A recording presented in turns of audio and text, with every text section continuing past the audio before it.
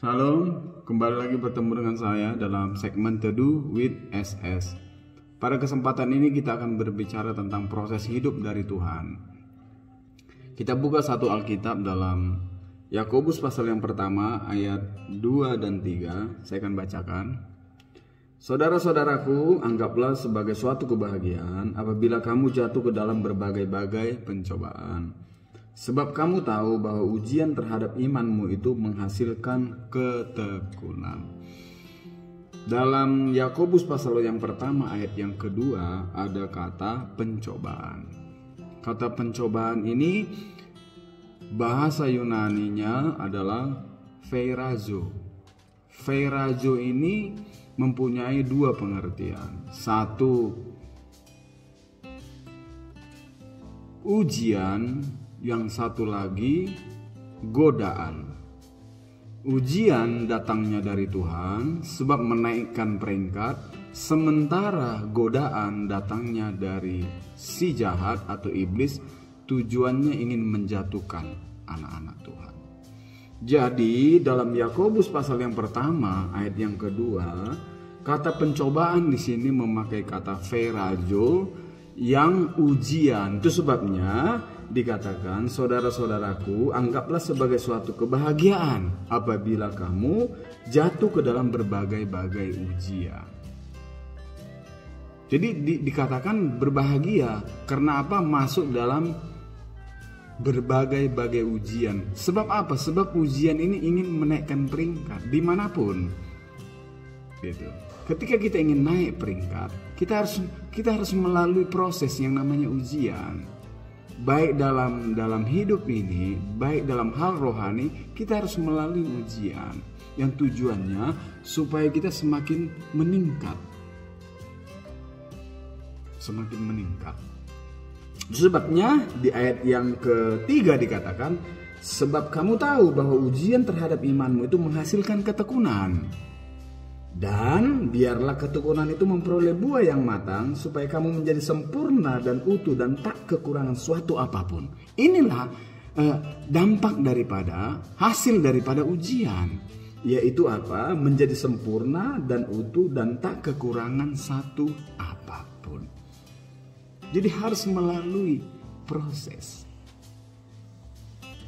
ujian dari Tuhan. Tidak ada yang instan dalam hidup ini. Kalau instan itu datangnya dari iblis. Kalau datangnya dari Tuhan, selalu ada proses. Memang saya mau katakan, ketika kita masuk dalam proses atau ujian, memang menyakitkan. Tetapi tujuannya ialah untuk membawa kita semakin indah di hadapan Tuhan. Ketika kita mau taat, mengikuti proses Tuhan, maka hasilnya pasti luar biasa dalam hidup kita, orang-orang percaya. Itu yang harus kita tahu. Kita lihat tokoh-tokoh Alkitab yang hidupnya luar biasa setelah melalui proses dari Tuhan. Yang pertama ialah Ayub. Kita tidak asing lagi mendengar Ayub. Ayub pasal yang ke-23 ayat yang ke-10 sampai yang ke-12. Nanti bisa kita baca. Ayub mengalami proses hidup. Dia mengalami begitu banyak ujian yang luar biasa yang Tuhan izinkan. Tetapi kita tahu Ayub tetap taat, setia, sungguh-sungguh dan tidak memberontak. Dan akhirnya kita melihat di pasal yang ke-42 kitab Ayub. Ayub dipulihkan, diberkati Tuhan luar biasa, menjadi orang yang hebat luar biasa pada saat itu. Itu yang dialami oleh Ayub.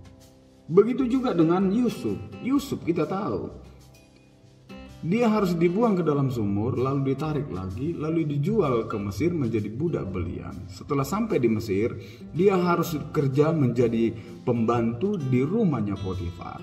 Dan di rumah Potifar dia difitnah. Setelah dia difitnah, dimasukkan ke dalam penjara. Tetapi kita melihat Ayub tetap setia, tidak berontak kepada Tuhan. Dia masuk dalam proses Tuhan dengan sungguh-sungguh setia. Dia jalani proses itu dengan takut akan Tuhan. Dan kita tahu bahwa Yusuf di proses Tuhan itu 13 tahun dia menderita, baru dia menjadi orang yang luar biasa di Mesir. 13 tahun. Makanya dari penderitaan Yusuf inilah Ada muncul istilah angka 13 itu angka sial di beberapa negara ataupun tempat hotel-hotel itu tidak ada kamar nomor 13 sebab angka sial katanya. Sebenarnya itu 13 adalah angka penderitaan. Angka penderitaan yang dialami Yusuf menjalani proses ujian yang datangnya dari Tuhan. 13 tahun. Ketika dia melewati 13 tahun ini dengan berbagai hal-hal yang menyakitkan, dia setia di sana, tidak memberontak kepada Tuhan, dan akhirnya dia menjadi orang yang hebat di Mesir. Itu Yusuf. Dan yang berikutnya ialah Sadrak, Mesak, dan Abednego. Mereka juga orang-orang yang mengalami proses, dimasukkan ke dapur perapian sebelum mereka menjadi orang yang hebat di kerajaan Nebukadnezar pada saat itu. Ada proses. Nggak ujuk-ujuk orang Jawa bilang langsung jadi orang yang hebat. Enggak. Daniel juga demikian, harus melewati proses. Dia harus masuk ke dalam gua singa. Dan akhirnya mereka menjadi orang-orang yang luar biasa. Kalau kita pergi ke toko keramik misalnya atau kerajinan-kerajinan, kita melihat di estalase dipajang ada keramik yang begitu indah-indah, vas yang begitu indah-indah. Sebelum dia menjadi indah dipajang di sana, dia harus melewati proses. Seperti tanah liat di tangan seorang penjunan, dia harus dibentuk dulu, dia harus dipoles, dia harus dibakar. Dan pada akhirnya dia menjadi indah, menjadi bejana yang demikian juga dalam hidup kita orang-orang percaya. Untuk kita menjadi bejana yang indah di hadapan Tuhan, izinkan Tuhan memproses hidup kita. Kita harus jalani proses itu dengan sungguh, tidak bersungguh-sungguh, dan kita memohon kekuatan kepada Tuhan untuk kita bisa menjalani proses itu dengan kuat. Saya yakin dan percaya tidak ada satupun tokoh-tokoh Alkitab, bahkan kita orang-orang percaya yang tidak mengalami proses dari Tuhan.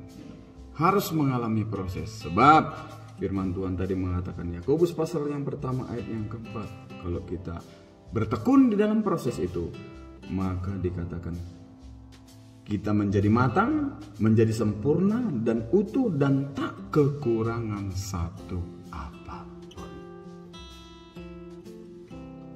Biarlah kita menjadi orang Kristen yang berproses.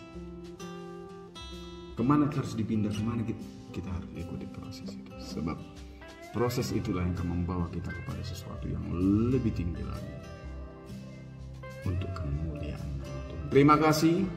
Firman ini menjadi kekuatan bagi kita. Tuhan Yesus memberkati kita semua. Amin.